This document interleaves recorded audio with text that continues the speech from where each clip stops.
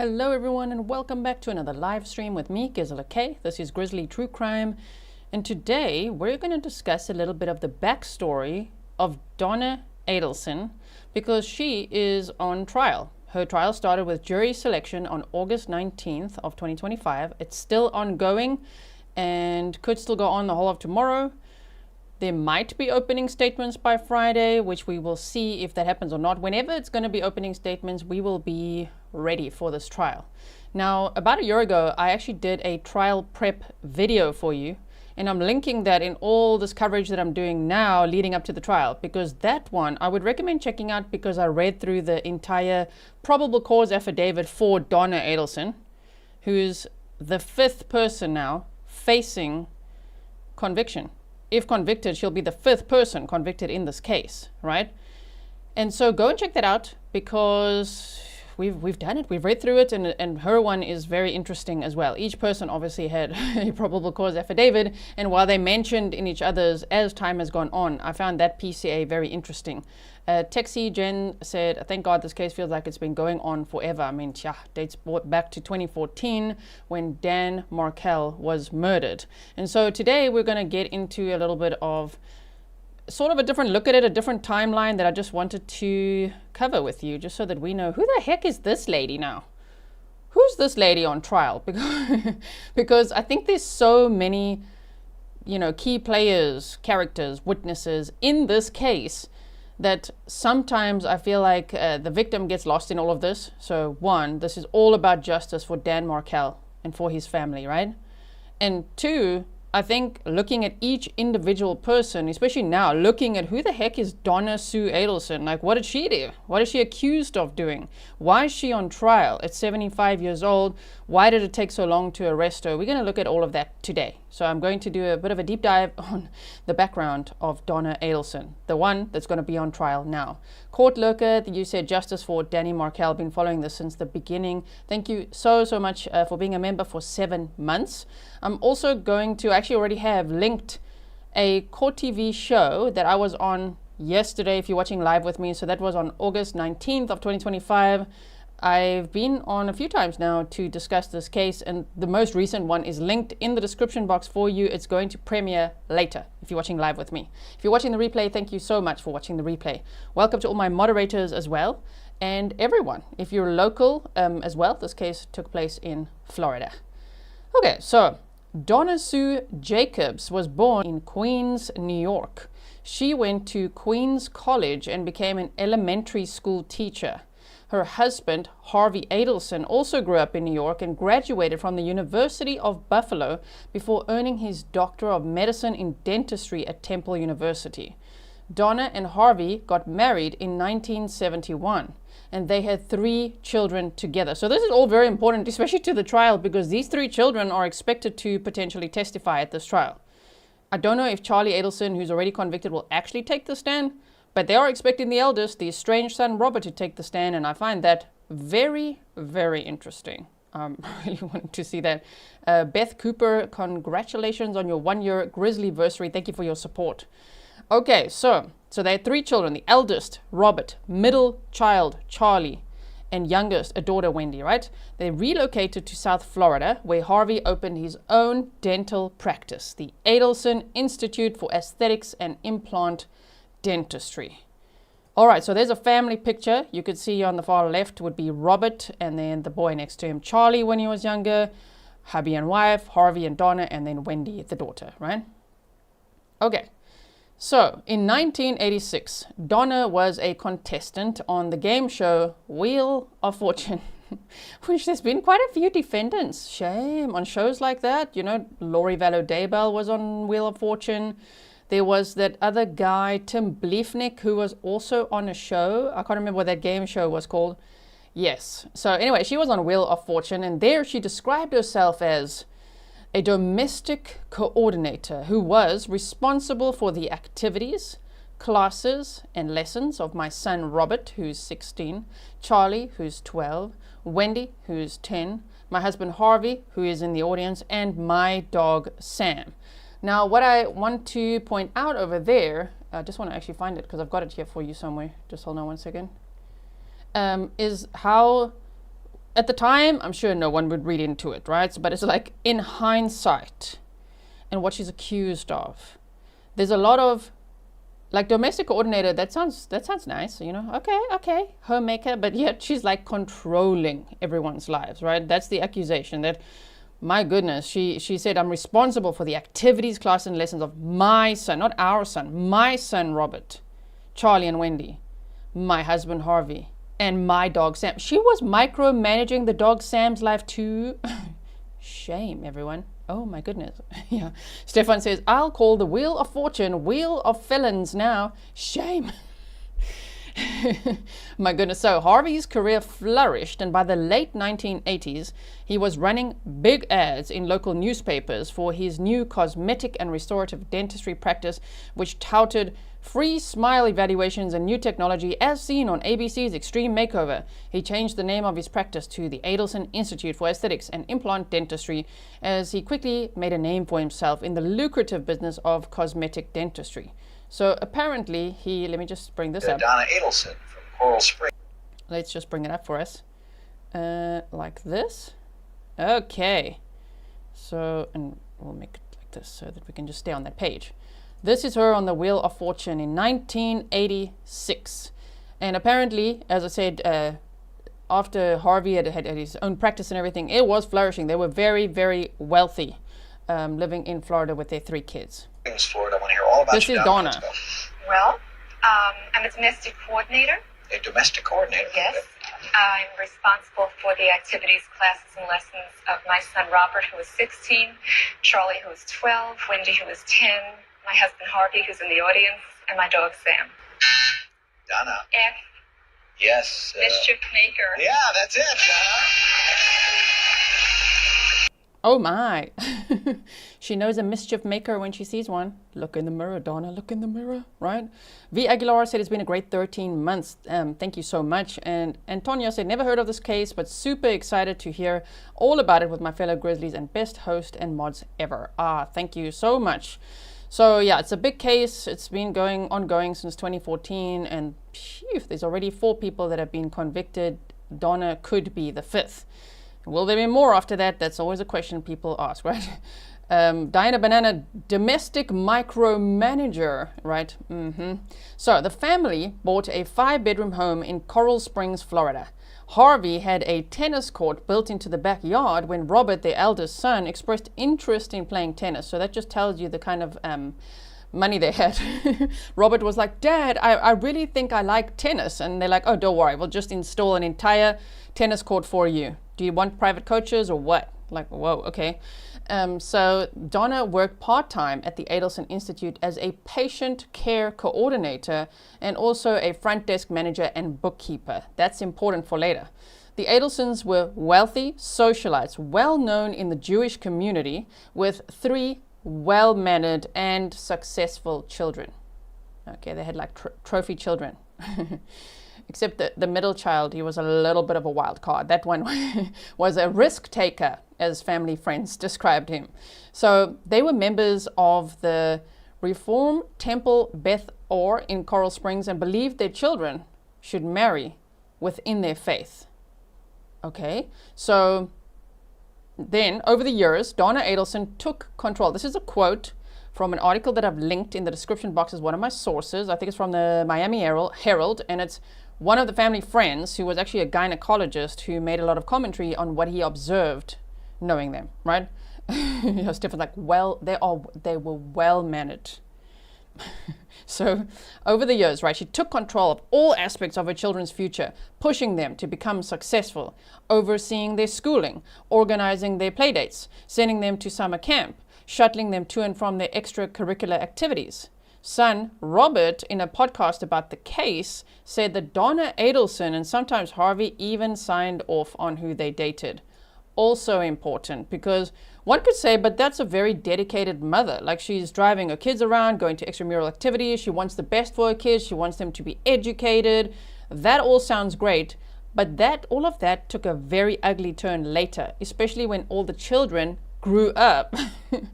That's when all of that needs to just pull back a little bit, Donna, but she couldn't. She actually seemed to micromanage their lives even more, right? Elizabeth, thank you for upgrading your membership. That is so sweet. To Grizzly Super Supporter, thank you so much. And Miss De Fiddle, welcome. All right, so we've got some pictures of younger Donna there, and Wendi, Charlie, and Robert. Now, they did become successful. The kids, very successful, right? Robert graduated summa cum laude, and in America, I know you say those different. We don't have these in South Africa. Is it Phi or Phi? I think it's Phi, Beta, Kappa from Tulane, and with honors from the University of South Florida College of Medicine with a specialty in that word, which means ear, nose, and throat specialist. I'm not even going to try it. I'll probably botch it. I've said it a few times. I have practiced it. I feel I will be laughed at if I say that word over there. Okay, so yeah, specialized ear, nose, and throat specialist, right?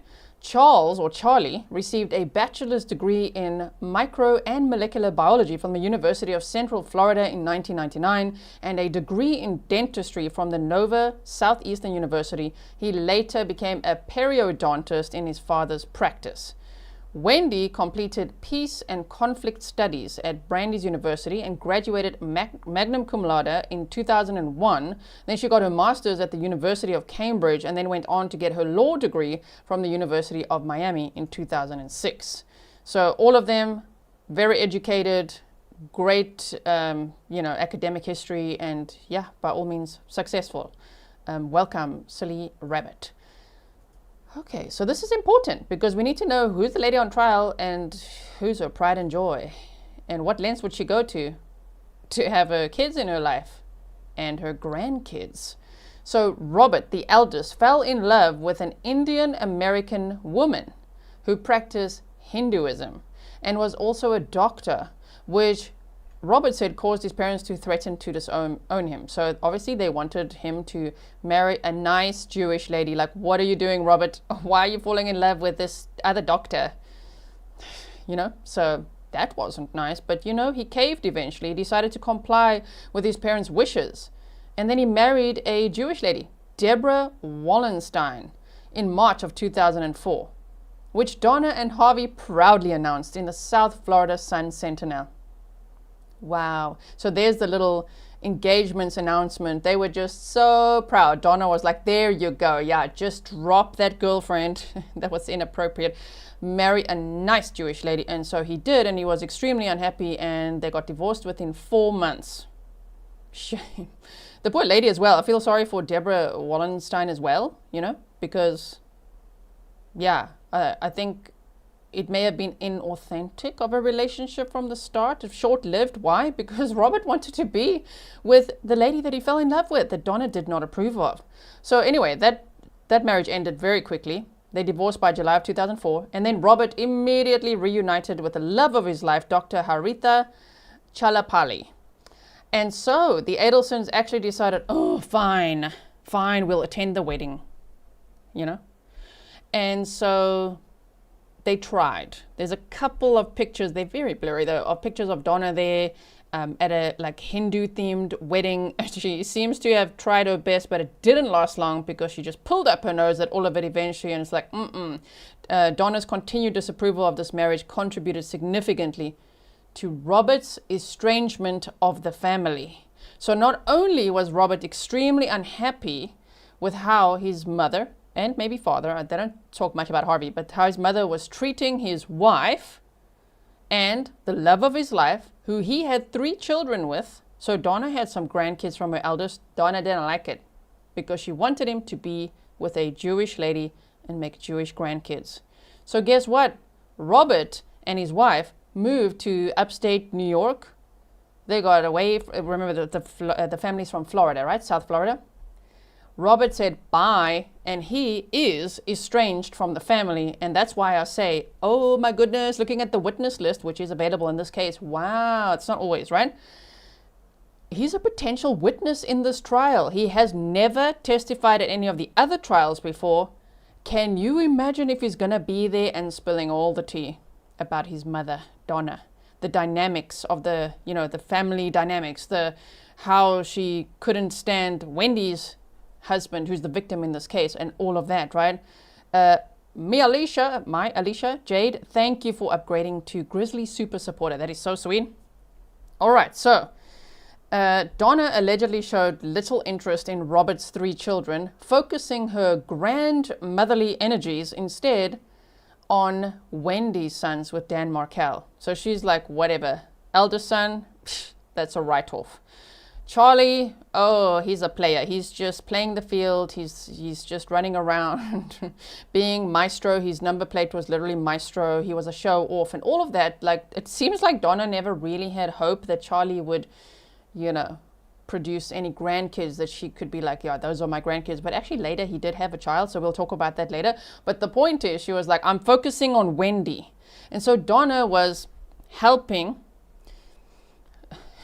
controlling Wendi to look for the perfect Jewish man to marry using an app called JDate, and the app stands for Jewish Date. It's like a Jewish dating app, right? And so Donna initially set up an account for Wendi, apparently without her consent, and then Wendi would sit with her at some point because Donna, in my opinion, is a coercive controller. And so eventually Wendy's like, okay, I'll just sit with you, and it's just swiped through all these profiles, and Donna was just rating everyone as like not good enough, not good enough. Ooh, this one looks interesting. So she spotted Donna now, Dan Markel, and she said she didn't like the initial look of him. She said he looked like a schnook, which is apparently like Jewish slang for fool. He looked like a fool. She's like, he looks like a schnook. But then she decided, you know what? It doesn't matter. He ticks a lot of boxes. He was Jewish and highly accomplished, and so it's okay. She'll accept it. So then Dan and Wendi eventually met up. They went on dates, and they would then go on to get married on February 26th of 2006 in a Jewish ceremony in Boca. Did I say that right? Boca Raton? Boca Raton. I remember that's quite a word from last time. Teach me, locals. In Florida. Now, side note from that wedding, the Adelsons were in charge of the catering, and even though Donna was so insistent that her kids needed to be with Jewish, other Jewish people, they didn't seem to follow all the traditions and care much about the practices, of the Jewish faith, meaning they seemed to not give a crap if the food was kosher or not. And so the Adelsons were in charge of the catering, and it turned out to not be kosher. And Dan Markel was extremely upset, and I think Donna already, her sadism showed there, her spite. You know what I mean? Oh, you guys are saying I got it. Did I get it? Oh my word, I got it. I said it right. Nice. Okay. So, already there, to me, the whole, before there's kids, before anything, Wendy's marrying this guy, Donna picked him, and Donna's already being shady at the wedding and really insulting Dan Markel and his family, because Dan Markel was very passionately Jewish, of the Jewish faith, and he abided by all of its practices and traditions. So yeah, that sounds terrible for him, right? So okay, Dan Markel then got a job as an FSU law professor in Tallahassee, where he and Wendi then settled, and they had 2 kids. Now remember that Wendi is from South Florida, so they lived in Coral Springs and all of that, and now she's moving with her husband to Tallahassee. Wendi didn't like it. She got there and like, I don't like it, I want to be with my mom. Already there. And Donna didn't like it, especially when they had children, because that was now just too far. It was just too far, right? Okay, so their first son, Wendi and Dan, was born in 2009, and their second son was born in 2010. In September of 2011, Wendi authored a book. She authored and published a fictional book about human trafficking, but the thing is, they say the character Lily, it's been brought up in previous trials, mirrors Wendi Adelson's life in some ways, including her Jewish background, family dynamics, and professional dedication, which has led to speculation about autobiographical elements. So when I looked at the book on Amazon, I couldn't see from the plot that's written there anything. I have not read the book. So for people who've read the book, they say there's quite a few similarities, and it's almost like she was, venting about her own life there, because they say the female protagonist lawyer leaves her condescending husband. So that was published in 2011. And then shortly after that, she's like, I'm going to leave my husband. And she's telling everyone he's condescending. So, talking about, even Wendi marrying Dan Markel, why is Wendi allowing her mother to insult Wendy's husband, Dan, like that. To not even, to be in on it. It already tells you a lot about the family, right? To be in on the joke almost that the food at the wedding would not be kosher. I mean, it must have been so humiliating for Dan Markel, even for other guests to find out, ooh, actually, the woman you married, right, her family, yeah, you all ate non-kosher food. I mean, that is just, it's so offensive. And it's only the beginning. Also, by the way, about this book, people said that that would be Wendi on the cover. She apparently wears contacts she wears contact lenses to make her eyes even more blue. Not just on the cover, in life as well, at the trials as well, apparently, right? So they're saying, well, if the story, it's called This Is Our Story. That's the title of the book, but she's like, it's not about my life, but what if it is? There seems to be some parallels. Okay, yeah, someone says, please don't buy Wendy's book. I wasn't planning to. If anyone misread what I was saying, if anyone was misread, I'm not promoting it. I'm actually just looking at, because they mentioned it at the trial. Okay, so just so that you know, I haven't bought it. I'm not buying it. And I'm also not de-promoting it or anything like that. I'm saying nothing about it except they might bring it up at the trial again, because there's been multiple trials, as we know, right? Well, if you don't know, don't worry. I'm sure you'll catch up in no time. Now, on September 12th, remember she published the book September 2011? Now, on September 12th of 2012, while Dan was away on a business trip, Wendi moved out of their shared home in Tallahassee, because she just didn't like Tallahassee, with the kids and most of their possessions, and filed for divorce, just leaving the divorce paper on the bed, citing irreconcilable differences. Dan returns to find divorce papers and an empty house. This marks the beginning of a highly contentious divorce centered on custody and Wendy's desire to relocate the children to South Florida to be closer to her family. And by family, she also means her mother. Because that mother, Donna, is like, those grandkids are mine. And if you remember the Wheel of Fortune stuff she said, my dog, my husband, my child, my son, my daughter. And I think when Wendi had those children, she's like, my grandkids. And Donna has absolutely no sense of boundaries whatsoever from everything I've read and seen about her and heard about her. I'm like, whoa, she puts herself at the top of the hierarchy. Like, those are my grandkids. I don't give a crap if Dan Markel is their dad. Like, they're going to be with me. And we've seen cases like this where custody disputes get so ugly and then the grandmother inserts themselves. That's so weird. Like, remember the case of the Oklahoma 5, for example? There's also the Matthew Restelli case, which we recently looked at, and they actually tried to copy the Adelsons. So if you haven't seen that, you can find it on my like family cases playlist, and it's one of the recent live streams we've done, right? So anyway, yeah, Dan, I mean, even that, it's just so disrespectful to Dan. Like, just he gets home and he's like, where the hell is all the stuff? And like, oh wow, he has divorce papers on the bed. Like, can Wendi not talk to him face to face and say what she's doing? No, she's just running to mommy, right? Now, Charlie, in the meantime, Charlie, middle child, was a traveling dentist who lived a playboy lifestyle, often prioritizing casual relationships over long-term commitments. And, you know, this guy, he was just showing off everywhere, dating lots of women, again, having a car with the license plate that says Maestro, and like, I don't know, this one is interesting, but yeah, he's been LWOPed already. Okay, so he has been portrayed as someone who used charm and wealth and manipulation in his personal life. He reportedly dated many Asian women. In some reports and some of the trial testimony, they say he had like a fetish. He fetishized, I think I said it right, Asian woman. So Donna might not have been so hopeful for grandkids from him, and she focused all her attention on Wendy's kids, because Robert, remember the eldest, who she was so proud of, and they put a tennis court in for and all of that, she's like, Robert, I think in her heart, was like, he betrayed me. He married a doctor, I mean, yes, who is non-Jewish. So she's like, nope, and Robert is strange, he's estranged from the family. So those 3 grandkids, no, estranged from Donna, right? So then we've got Charlie, the middle child. Yeah, Donna's got no hope there. So she focused all of her energy on Wendi, which must have, and don't take this out of context because I know people have a lot of heat, on Wendi as well. So what I'm saying is Wendi must have felt really guilt-tripped and pressured as well. If Donna is plausibly a coercive controller, can you imagine her focusing all her attention on Wendi?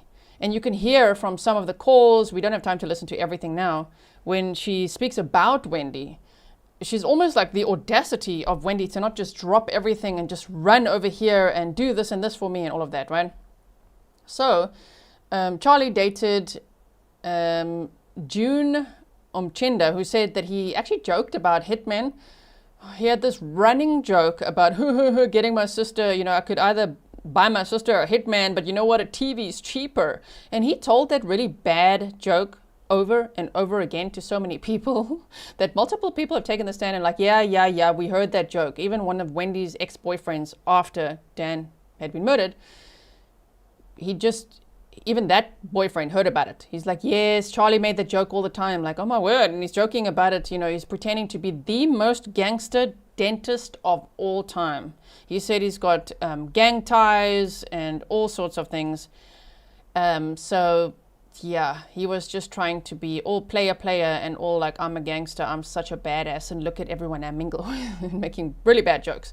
So anyway, so Charlie dated June, who said he joked about Hitmen and had actually discussed with her his sister Wendi's custody disputes with her. And so June and Charlie broke up in 2015, and June said on the stand before that it's because, he was just cheating all over the place, including with Katherine Magbanua, a very important person in this case.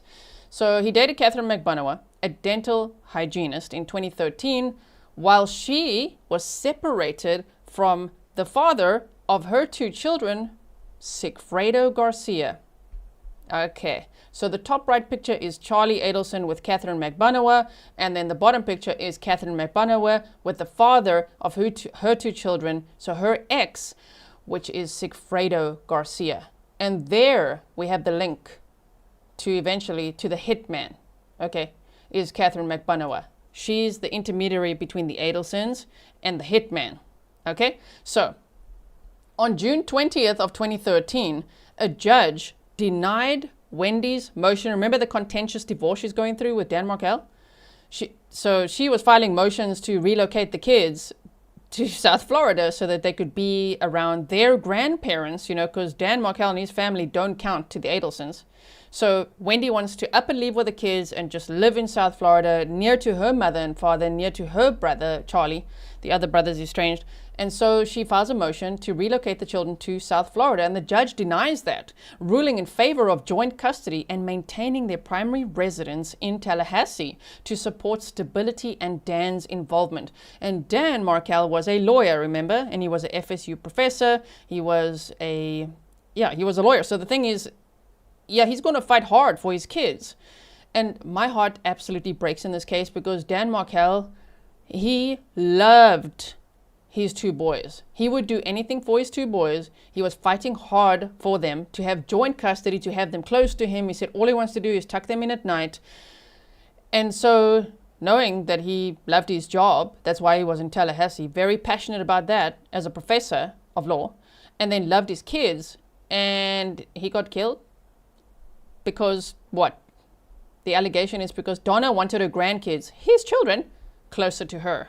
Like it's unthinkable. Okay, so then July 31st of 2013, the divorce is finalized without a trial. The couple agrees to a 50-50 joint custody arrangement for the two boys with no relocation permitted. Ongoing disputes over finances, parenting, and family involvement, particularly from Wendi's mother, Donna, continue post-divorce. Now, between 2012 and 2013, there's emails flying between Donna and Wendi revealing her intense animosity toward Dan. She's calling him all sorts of belittling names. She's trying to come up with plans of how to get Dan out of the picture because Donna wants the grandkids all to herself. And so we're going to hear about that a lot more, I think, than previous trials in this trial, because this is Donna Adelson's trial now, So I think some of the digital forensic evidence is going to be so interesting. In a hearing in February 2025, the prosecutor, George Kappelman, said that, did you pocket dial it was a question about pocket dialing, and Donna was like, did I what? And she's like, pocket dial. Did you pocket dial before? And she's like, did I pocket what? And they're like, pocket dial. Donna doesn't even know what pocket dialing is, and so therefore I would say that she doesn't know how to wipe her, Google searches clean. There's going to be evidence, you know what I mean? Uncle Google's gonna get her. There's going to be emails, there's going to be Google searches, there's going to be calls. She's already been caught on hot mic moments and all sorts of things. That's already like, oh my, it's so embarrassing for her, and like so much so much evidence against her. Circumstantial, yes, but altogether, my goodness, that I can't imagine what they actually found on her phone. So anyway, I'm keen to hear more about those emails. We've already heard about some when Wendi testified at other trials, but I think we might hear a little bit more in this upcoming trial. Stefan says, I just know butt dials. That as well. If they asked you, have you ever butt dialed? I wonder, would she know that? Would she know that? Okay, so June 2013. And by the way, just so that we know, so we're clear, I'm not snarking at her not knowing that. I'm clearly just saying, I think there's going to be evidence on her phone, because she's not like co-burgering this. You know what I mean? She's not like, you know what, let me install some software and just delete all of this and no one will know. Oh, I think she's going to have so much stuff on there. June 2013, Donna suggested extreme options for dealing with Dan amid the court fight, including buying him out and offering him relocation incentives. She proposed offering him $1 million, with her paying a third, Wendi paying a third, and Charlie paying a third, and that's interesting. So with Charlie already convicted in LWOP, Donna's going to be on trial now, and she faces life without parole if convicted on the charges that she's got, which we'll go over. Everybody's looking at Wendi. Will she ever be arrested? That's the big question in this case. Mylisha Jade said, get her, Uncle Google. Right? Okay. So couldn't Karen Liss says Wendi has a law degree, not dental? I did say law degree. Did somebody hear me wrong? Wendi has a law degree. Yes? Okay, so we've gone over that. Yes. All right. So we go. So this whole let's each pay a third. Now the defense attorney, in I think it was Charlie Adelson's trial, said that Dan Markel never knew about that they didn't actually propose $1 million to him. But other reports say differently. They say that he was offered the $1 million to let them relocate the kids, and he turned that down. So I'm keen to hear more at this trial as well. So on May 15th of 2014, look at the July 18th of 2014 is when Dan Markel was shot, right?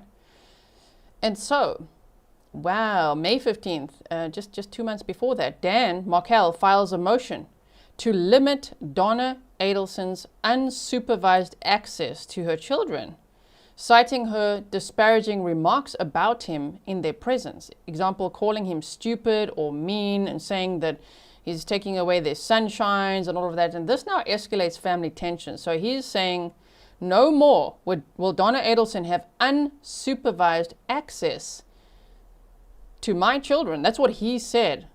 And that seems to have pushed Donna over the edge, which is, again, so unfair, because it's Dan Markel and Wendi Adelson's children. You know what I mean? But Donna is trying to do this, trying to alienate her grandkids, being like, they're mine. And they can't see their dad, and trying to plant seeds in the grandchildren's minds that their own dad is a bad guy. Wow. So, okay, July 18th of 2014, and just please remember, this is an overview of all of the timeline now of the actual crime. I just wanted to give you the backstory of who the heck she is, so that we all know who she is when we watch the trial together. Okay, so if you want to do the deep dive, the probable cause affidavit read through in the trial prep would be well worth watching, which is on the playlist for you, which is linked in the description box. So, July 18th of 2014, Dan Markel was shot twice in the head in his Tallahassee garage. And what makes me so sad is that morning he took his kids to daycare and then he went to the gym. And there was a Prius following him around that he didn't know. And that Prius had the Hitman and his buddy in it.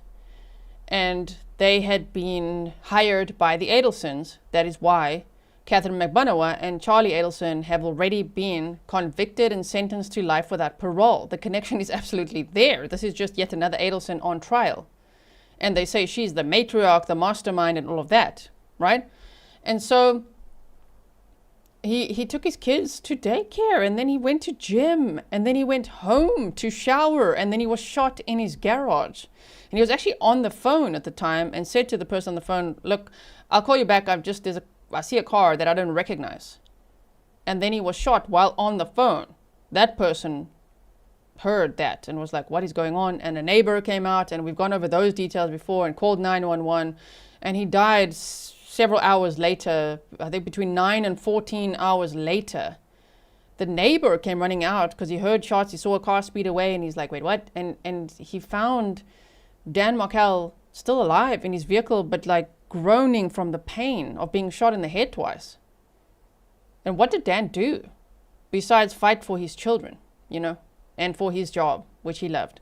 So, investigations revealed that he was shot by, remember the name? Sigfredo Garcia, the hitman, who was driven to the Tallahassee location by Luis Rivera, a Latin King gang member, to complete the job.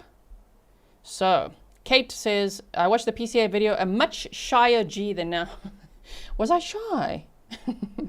Is that so? Was I quiet and shy? That was only a year ago. It was a year ago. Thank you so much, Kate, for your sticker. So, yeah, this picture, wow, this picture's on a lot of thumbnails. It's not a flattering picture, but it does show a lot of body language. Her absolute hatred for Dan Markel. And that is not just speculation. We've heard emails in previous trials that we hadn't watched it as a community together, but I'm sure many of us have watched all over the place, right? And so we're going to watch this trial together, this Donna Adelson one. But the thing is, those emails and the way she talks about Dan Markel, she absolutely hated him. And she's like, how dare he say I can't have unsupervised visits? Yeah, he's out of here. So, wow. So then, here is an important picture I might have to bring up throughout the trial. Okay. Number 1, top left, Dan Markel, the victim in this case. He was 41 years old, and he was the target. And he was married to Wendi Adelson. Remember, they had that contentious divorce. Wendy's parents, Harvey and Donna Adelson. Donna, that's her trial coming up. Her son, Charlie Adelson, LWAP. We're going to go over the timeline now of exactly who was arrested when and when they were convicted, okay? But here's an overview. So we've got Harvey and Donna. Donna's on trial. Harvey's in the clear for now. I don't know if he's ever going to get arrested or anything, if he knew anything, if they can prove anything. I don't know. But Charlie, LWAP. Katherine Magbanua. See, remember how Charlie was dating Katherine Magbanua? Remember how Katherine Magbanua had an ex called Sigfredo Garcia? Yeah, Sigfredo turned out to be the trigger man. Katherine's the link, remember? And Katherine also hung out with Wendi, as you can see from the top right. Okay, so Donna on trial. Charlie Adelson, life without parole, already convicted. Katherine Magbanua, life without parole, convicted. Now here's what really sunk this whole ship was Luis Rivera, the Latin Kings guy. He was already in prison for serving time for other charges, and so he was offered a plea deal. Tell us everything you know, and we'll give you less time. He took that, which is quite dangerous for him to snitch, you know what I mean, being part of a gang. But anyway, he took that, and so he's got 19 years. That's what he was convicted of. And he has been testifying at these trials that have already happened, just telling a lot of details. So, Luis Rivera was the Latin Kings gang leader in the one area, because they've got different areas, right? And so his buddy, Sigfredo Garcia, was the father of the 2 children of Katherine Magbanua. Katherine Magbanua had been approached by Charlie Adelson already in October, Halloween of 2013. And he said, hey, because, he's such a gangster dentist, do you maybe know someone who can, harm someone? And she's like, I actually do. So she then approached Sigfredo and said, hey, so my boyfriend, because she was dating Charlie, and Sigfredo was her ex and father of her 2 children, my boyfriend, his sister, she wants her kids back. So they're offering us $100,000 to get this done. And he's like, no problem. Let me call my buddy Luis Rivera. So those two make a plan. The $100,000 would go to Luis, Sigfredo, and Katherine Magbanua. Who's going to pay for it? The Adelsons. Charlie is orchestrating some of that. But who's behind that as well? Donna, allegedly. That's why she's on trial. Okay? So I hope that that makes sense. Wendi is so far in the clear, but everybody's like, will she ever be arrested? I'm not sure. Let me know what you think, and especially let me know after the live stream in the comments below. Do you think that Wendi will ever be arrested? Or was she 10 steps ahead of everyone? I find it interesting how she was in the area in Tallahassee on that day and drove right down that street to, you know, buy bourbon. Even though she didn't drink, she was buying it for some engagement party she was going to. She's an interesting one for sure, but I don't know. Some people think that right after Donna is convicted, then Wendy's going to get arrested, so that'll be interesting. Fingerfella said, thank you for the coverage. Thank you so much for the sticker. Okay, so that's I don't know, these types of things help me. It makes it like burn in my mind that I'll never forget now who's who and what, right? Okay, now check this out. Let's quickly go through this timeline, right? May 25th of 2016. Remember the murder happened July 18th of 2014. Okay, so May 25th of 2016, Sigfredo Garcia, 34, was arrested in Hallandale Beach, Florida, and charged with first-degree murder in Markel's death along with possession of cocaine. He was convicted on October 11th of 2019 and sentenced to life without parole. He was the trigger man. He's the one that was Katherine Magbanua's ex, the father of her 2 children. Now, on June 17th of 2016, Luis Rivera, he was the next in line, 33, was indicted on first-degree murder charges while already incarcerated in federal prison on unrelated gang-related offenses. He was extradited to Leon County Jail on June 28th of 2016, and he was the alleged getaway driver. And he later pleaded guilty to second-degree murder, which was on October 4th of 2016, as part of a cooperation plea deal, receiving a 19-year sentence to run concurrently with his federal term. Scarlett Cook, thank you so much for your sticker. Okay, so you can, I'm just going to pause it there so you could just take it in, because we might see these ones on the stand as well in Donna's trial, and that's going to be very interesting because each trial brings a new jury and they don't have a clue. Well, they hopefully not. Those are not, the rules are to not have a clue, right? And so they're busy selecting the jury as we speak right now, if you're watching live with me. And so they would have to have these people on the stand to, tell us again, Luis Rivera. So who did what and who paid you what and who was saying all of that, right? Violet Gracie, thank you so much. All right, so we've got those 2. They were the first 2, which makes sense because it's the trigger man and the getaway driver. Katherine Magbanua must have been absolutely crapping herself at that point. Firstly, because the father of her 2 children arrested, and she's like, oh crap, like, wait, what?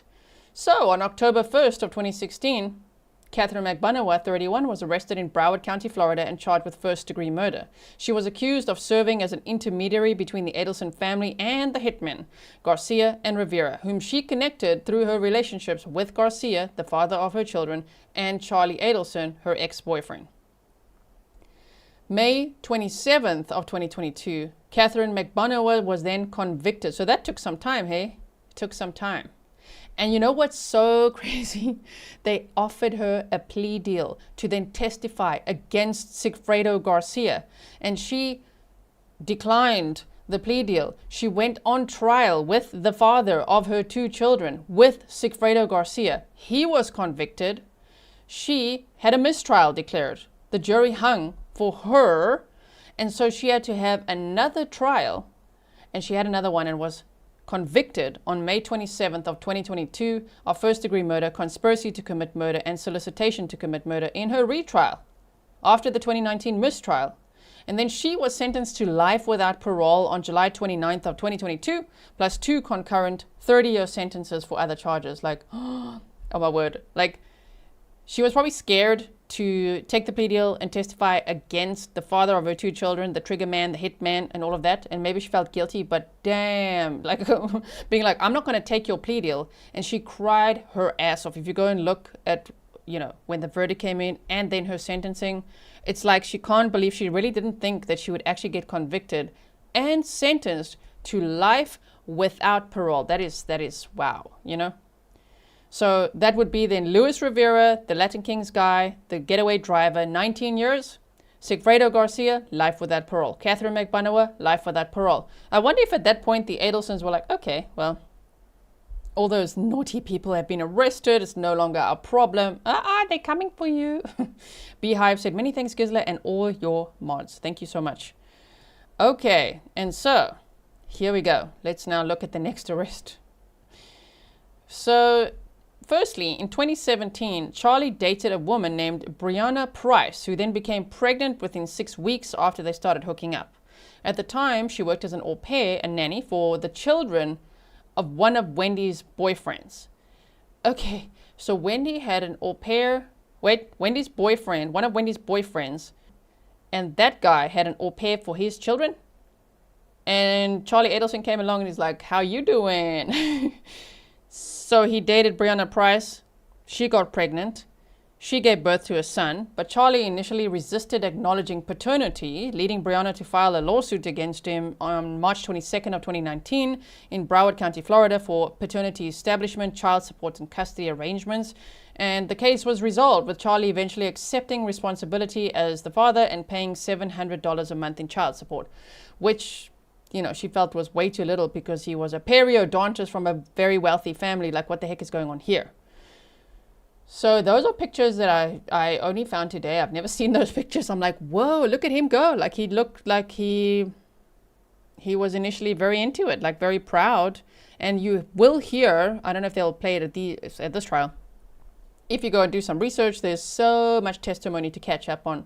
Because, of course, Sigfredo Garcia and Katherine Magbanua had a trial. He was convicted. She had a mistrial. Then she had her own trial. Then Charlie Adelson had a trial. Okay, and obviously Luis Rivera pleaded guilty. Sigfredo Garcia convicted, and Katherine Magbanua another trial. Charlie Adelson trial. Now we are another trial. There's a lot of testimony. A lot of testimony to catch up on. My goodness. I've, of course, been absolutely deep diving this because I would like to watch this trial with you, and I'd like to have a good idea of what the heck is going on here, and I hope that my way of organizing the information is helping you because it certainly helped me. So you get in my crib notes, right?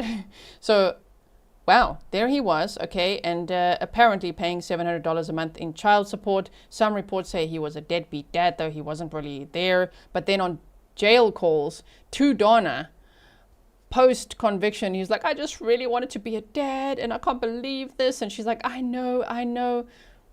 But people were saying that was quite strategic, even when he was mentioning his son and even talking about being a dad. It was strategic at the trial to be almost more relatable or something. It did not work out. That jury was like, guilty. I can't remember how long his, does anyone remember how long the verdict watch was for him? It was pretty quick, huh?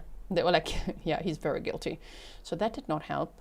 And anyway, April 21st, here we go, of 2022. Oh, damn. Charlie Adelson, 45. Markel's former brother-in-law, the victim's former brother-in-law, Wendy's brother, Donna's middle child, was arrested in Aventura, Florida, and charged with first-degree murder, conspiracy to commit murder, and solicitation to commit murder.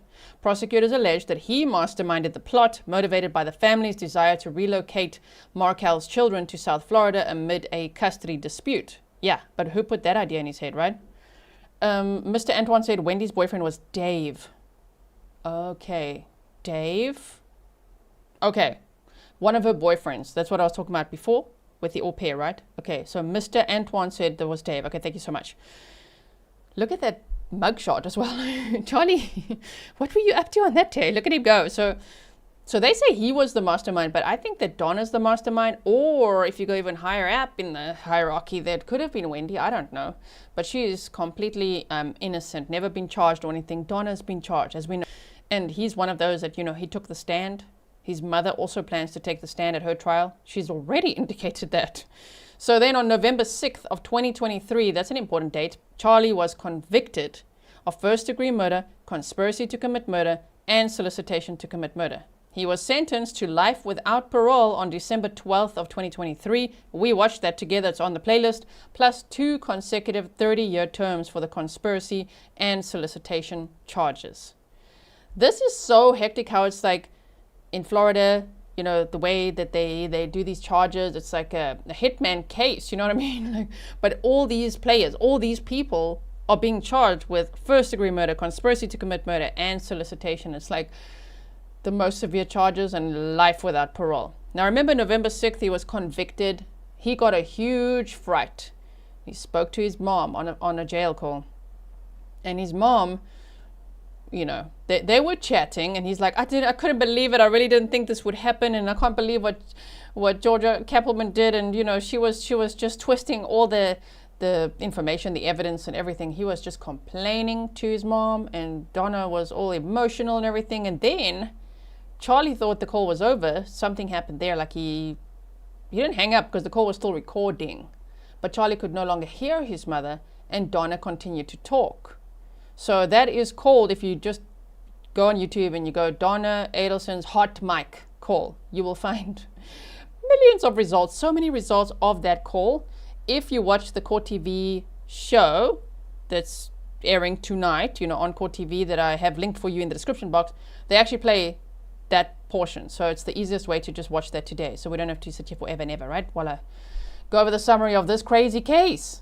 But yeah, in it, she was snarking about Wendi. In some of these jail calls, she's talking about, we have to get all our affairs in order. We've looked up non-extradition countries, and like, we have to get trust going for our children. And Wendi just needs to come over here so we can pass on all our passcodes and just all the information, because we're getting out of here.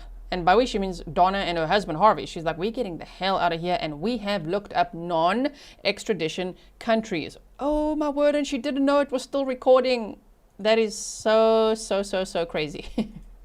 It was still recording, and they're going to play that for the jury.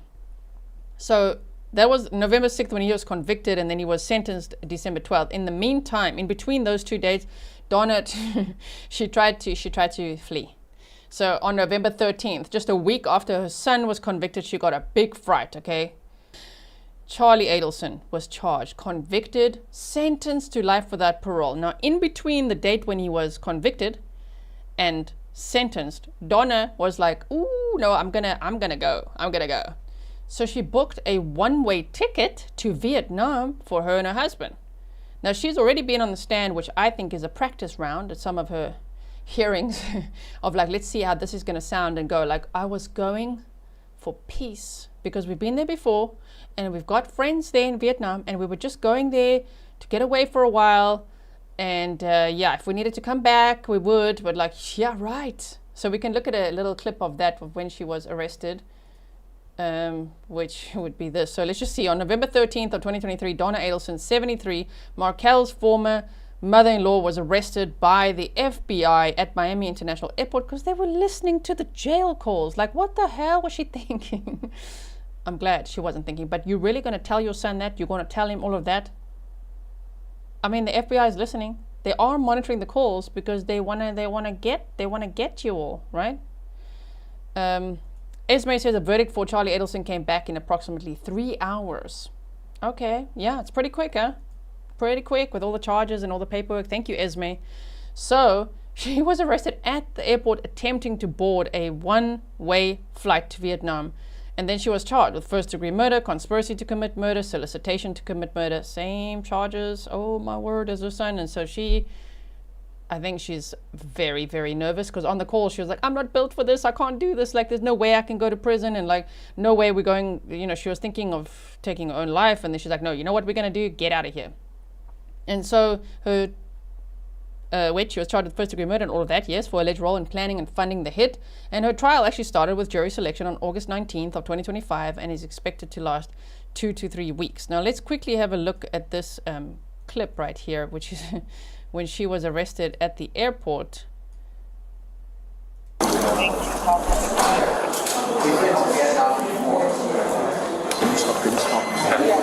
how are you? You have an ID?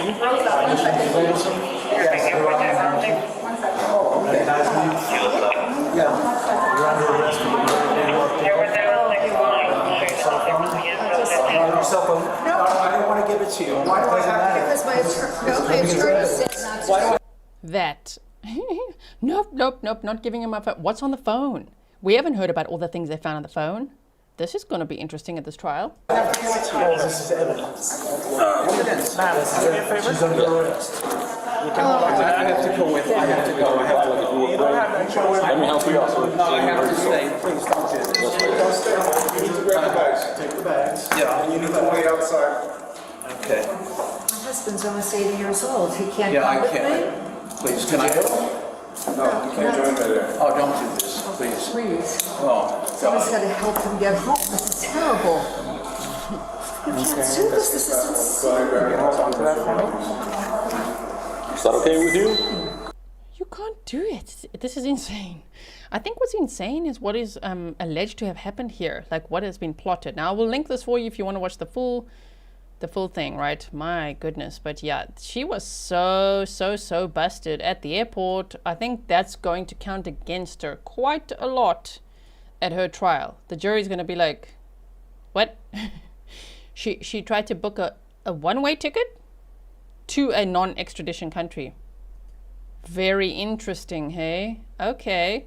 So now, key evidence against Donna Adelson, just some bullet points. Remember, this is really just this is an overview, because this case is absolutely massive, as you saw from the pictures and everything. Lots and lots of people involved, and here we go with the fifth person that might be convicted. Some of the key evidence against Donna Adelson. Prosecutors in the Dan Markel murder case have built their case against Donna Adelson primarily on circumstantial evidence, alleging that she was a key planner and funder in the murder-for-hire plot, motivated by the family's desire to relocate her grandchildren to South Florida amid a custody battle of Wendi, like her daughter. She's like, I will insert myself in that custody battle. Those grandkids are mine. Okay, so emails to Wendi express intense hatred for Dan Markel and frustration over the custody ruling, with escalating solutions proposed. FBI wiretaps from April 2016 onward, triggered by an undercover sting operation known as The Bump, right? Where the agent approached Donna on a Miami street, handed her a paper demanding $5,000 for your family as simulated blackmail or simulated extortion, and referenced the murder. This provoked panic, which is exactly what they wanted. I actually have that somewhere here. That's exactly what they wanted. Undercover FBI agents like, let's just, let's just kick the hornet's nest and get them all talking, right? Gossip and rumor, you say, now Wendi doesn't even speak to her. Crazy. Yeah, Wendi has to be very, very careful now. Tread lightly now. Everybody looking at you. So, The Bump, I'm sure if you followed the case, you know all about this. If you haven't, then yeah, this was quite a moment where this undercover agent went to get them all talking again. Went to pretend, so we know you're taking care of, Katie. We'd also like you to take care of our relative who's in prison. So here you go. And then on the picture was a picture of, on the paper was a picture of Dan Markel, and then saying demanding $5,000 with a number on it and all of that. And this provoked panicked recorded calls among the Adelsons using coded language. Donna, on this day, I must actually just show you. On this day, what does she do? Does she call the police? No, she calls Charlie. And she's like, ooh, this TV could cost about $5. Another TV reference, hey? How interesting. Look at this.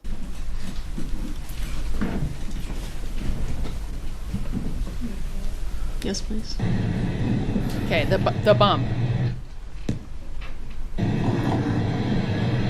Black shorts. What is it?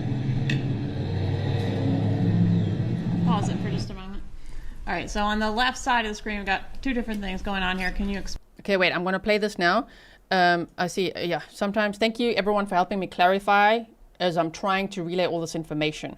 Chuck, the girl force, said Donna wasn't talking to Charlie. She thought she had hung up the phone. She was talking to a friend that was there with her. Yes. So in the call where Donna's talking about looking at non-extradition countries, she actually had called Charlie in the jail, but she thought that she had hung up, but the call was still recording. And so who she was talking to about the non-extradition countries and all that was a friend who was actually, she said later, her lawyer and her husband, and somebody else was there. And she was talking to them about their plans and talking to them about Wendi and all of that. And so, oh, that was just so, when we hear that at the trial, it's going to be very, very interesting, right? Okay, so here, let's watch this. Explain what we're looking at. Yes, on the left side is a body recorder that the undercover agent was wearing, and it has video and audio on it. So what you're hearing is audio coming from the undercover agent and his video. On the right side is a separate video taken from surveillance agents that were in the area watching. All right, so the woman we're seeing on the stairs here, is that Donna Adelson? It is, and she's exiting the Icon, which is on South Beach, her condominium. That's the stairs coming from her condominium. So that you saw was Charlie. All right, please proceed. At his trial. Thank you, England. Okay, bye.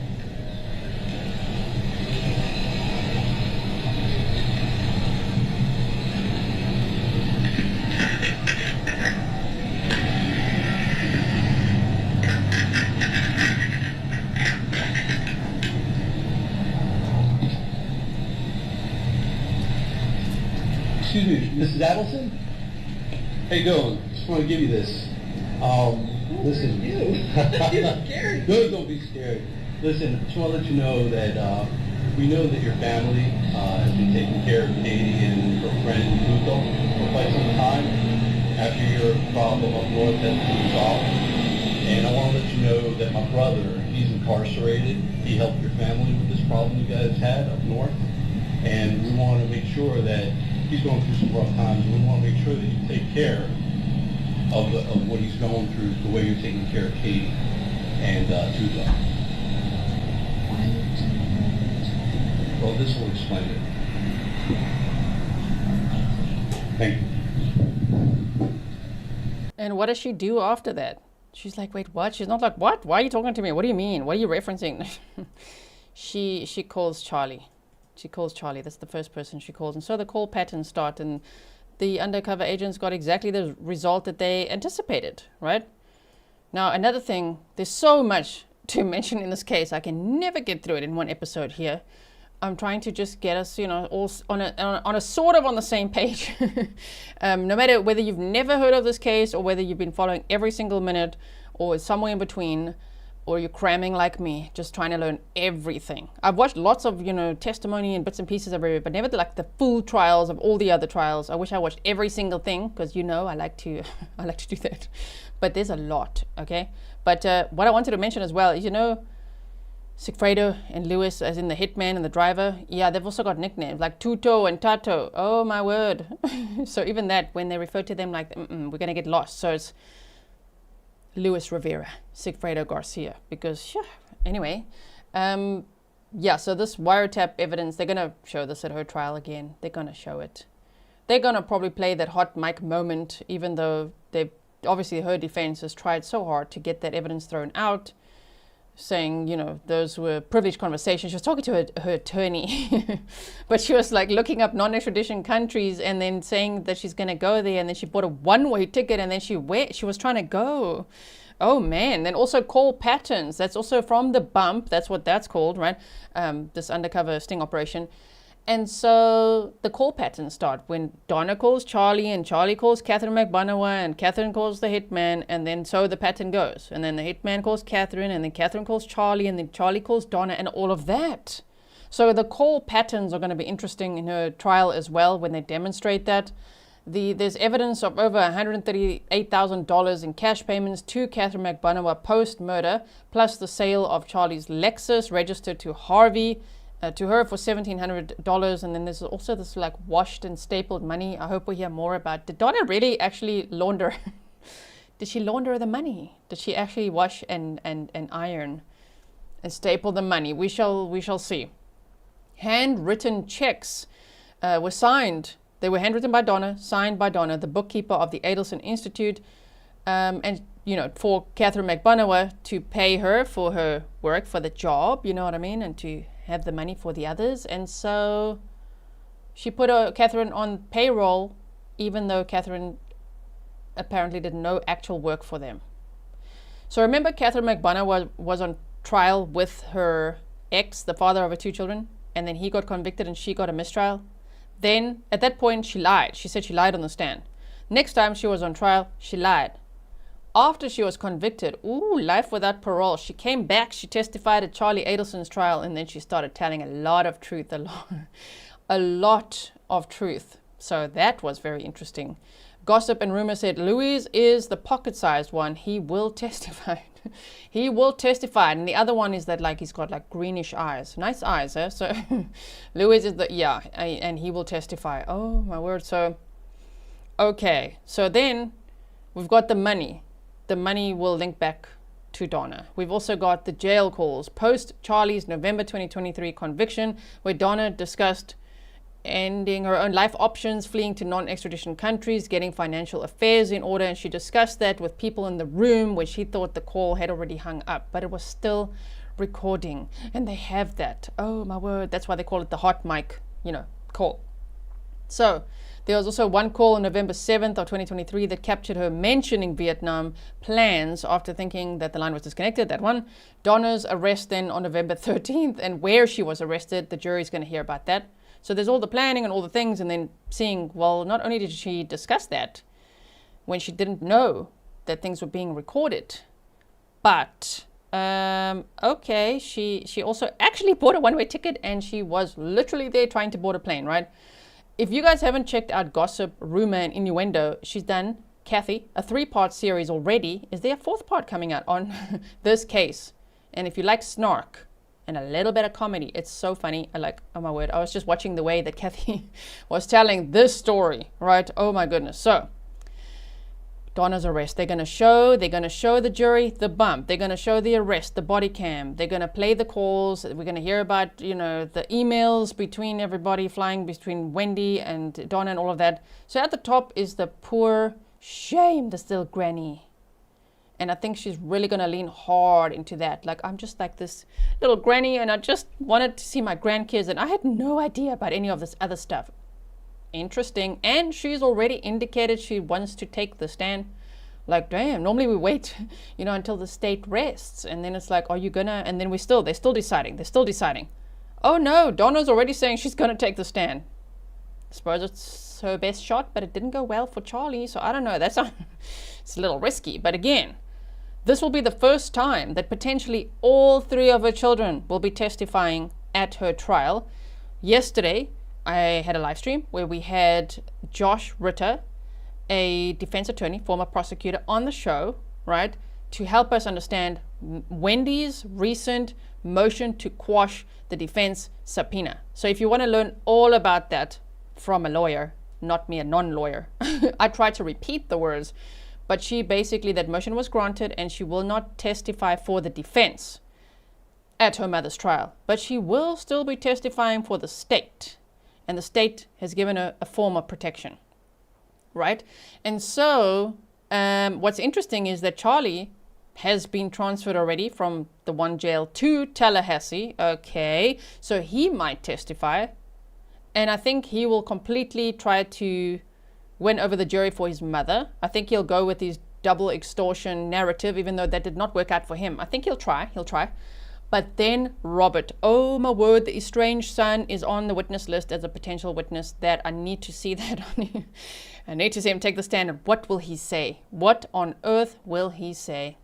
That's going to be so interesting, in my opinion, from some of the new potential evidence we'll hear about. There's lots of things, right? And the other thing is that Donna said she made some connection in jail, in her time in jail, okay? And she called this one woman her jail daughter.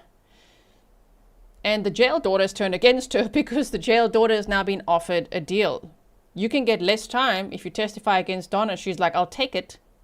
And so the jail daughter she's saying that Donna was like offering to pay witnesses to testify for her. Like, she's tampering, you know what I mean? Like, she's fiddling with the case, and that she wanted to harm Robert. There's those allegations as well, which is interesting too. Like, oh my, even more, I want to see Robert take the stand. Yeah. So if we get to see, because the defense is working very hard to make sure that jail informant won't testify. They also didn't want Robert to, and all of that. If the state manages to get all of this in, whoa, it's going to be interesting, hey? Evie Art, sorry, says, hi G, oh my word. I know, right? Oh my word. It really is one of those cases. It's difficult to put in 2 words in one episode, but I am trying.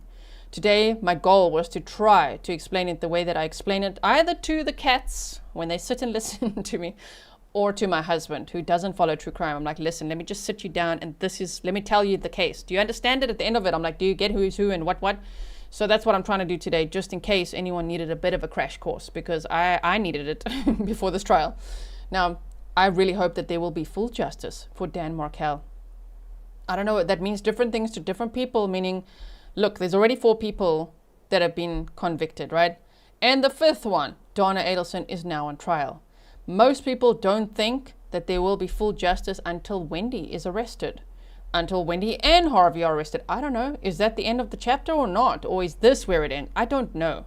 But either way, I hope that Dan Markel and his family will get justice, right? And phew, this is going to be very interesting. So we've got, again, Luis Rivera next to him, Sigfredo Garcia, then Katherine Magbanua, Charlie Adelson, and now Donna Adelson, the grandmother, who I think she's going to wear little cardigans. It's hot though, but like, you know, just be like a little granny and just, these people are so rude to me. How can this happen? It's insane. Okay, so let me just quickly check. Did I show you everything I wanted to show you? I think so. I think that, let's just call that a day for now. We've already gone over an hour. I could be here for days talking about this, probably months, honestly. It's a lot, and I hope that it made sense. If I made any little verbal errors along the way, mixing up the names also, I'm sorry. I did my very best. But yes, I hope it helps. I hope you feel a little bit more prepared now. If you don't, maybe check out the trial prep, you know, that I did with you a year ago. That will help to just get through the PCA. I was thinking of reading it again, but I mean, there would be no point in that. We read it before, in full. We read it, okay? Grizzly Cat, thank you so much for all the documents that you sent me. Grizzly Cat has been helping me so much to cram in as much information into my mind so that we as a community are ready for the trial, and so that I can speak with confidence on Court TV, which I've been on. I was on last night. They're going to air the show any minute now. Let's just see how long. It's still a little while, but here I'm going to put the Court TV link in the chat if you want to go check that out afterwards. It will premiere, and I was in the 2nd and 3rd segment. So talking about this case, which I just, this case is just so sad, you know, that this dad, Dan Markel, all he wanted was to do well at his job, loved his job, eventually, you know, the divorce, whatever. Okay, bye, Wendi. But he was like, I'm going to fight for my kids and I'm going to do my job. And he was just, he did nothing wrong. Like, what, to get taken out just because of distance? Like literally wanting to relocate Dan's kids closer to Donna. That's just crazy. That's just crazy. Stefan said the PCA is timestamped. Grizzlies? Oh, did I? Very nice. Okay. In hindsight, proud of myself. Timestamped that as well. So do go check it out. It's called Trial Prep. Go to the playlist. Do you know where to find the playlist, everyone? Do you know or not? I'll show you quickly. Hold on. 1 second, everyone. Stay here. Don't go. So we go here quickly to my channel, right? There it is. And you go, there's all of these, right? And so you go to playlists. Here's a trick. I don't know why YouTube does it, but sort by last video added. That helps a lot. And then right over here, I might as well just move this over. You will find Dan Markel case, say view full playlist. And there's the playlist, right? And so here's the trial prep. It's the first video. 1 year ago, full probable cause affidavit with much more nitty-gritty details than we could discuss today. Today was more like the dynamics, right? And so we've got that. We've got Donna. We snarked a bit there where she was like, I can't believe it. Like, I don't even have a bra. I have no silverware. Like, okay, but you're on, you know, watch. You know, that watch. Because you made statements that put you in that protected place. And so she was complaining there about her conditions. We watched Charlie Adelson getting sentenced. I made this for you the other day. And then we had Josh Ritter on yesterday to talk all about this case, which was also very, very informative. All right. So thank you so much, everyone. I will see you again very soon. If there's anything else you want me to discuss before the trial starts, let me know in the comments below. I will be reading all your comments. But yeah, let's just wait to see now. Okay, When will the opening statements be? Could it be Friday or will it be Monday? I don't know. I think it's one of those two things. We shall see. In the meantime, everyone, stay safe and remember, don't murder people. It's not a way to solve problems. No, never a solution. Okay, bye everyone.